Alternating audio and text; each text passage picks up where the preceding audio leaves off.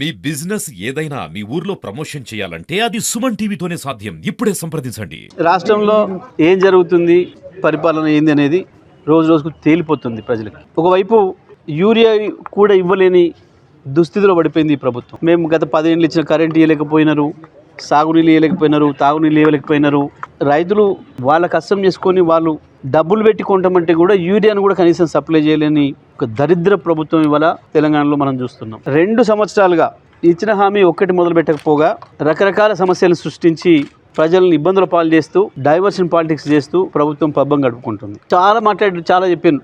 Current మీద commission అయిపోయింది, కాలుష్యం మీద కమిషన్ ఒడిచిపోయింది, అదేంది ట్యాపింగ్ కేసు కథం అయిపోయింది, చెప్పింది ప్రతిదీ అబద్ధం అని చెప్పి తేలిపోయింది. ఇక ఈ ఫార్ములా, ఆ formula, B formula, C formula అని ఒకటి పనికి మాలిన ఫార్ములాని పట్టుకొని కూర్చున్నారు. దాంట్లో ఏమి అంటే ఏమీ లేదు.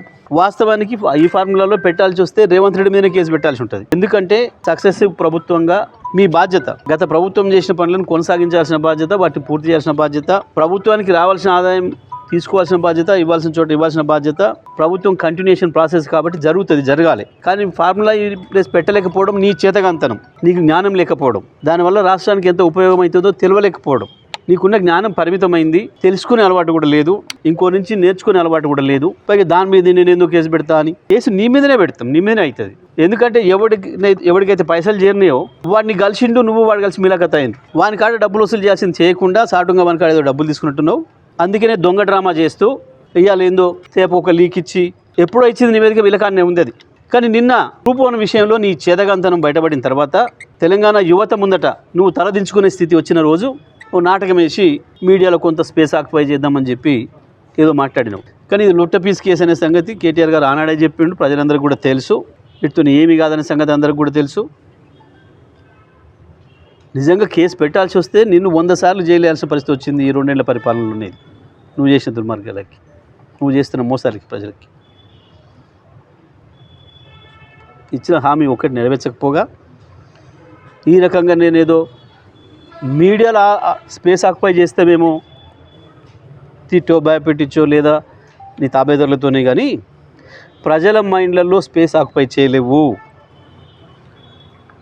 రైతులు ఎట్లా శాపనార్థాలు పెడుతురో చూస్తున్నాం, మహిళలు ఎట్లా శాపనార్థాలు పెడుతురో చూస్తున్నాం, యువత ఎంత కోపంగా ఉందో చూస్తున్నాం.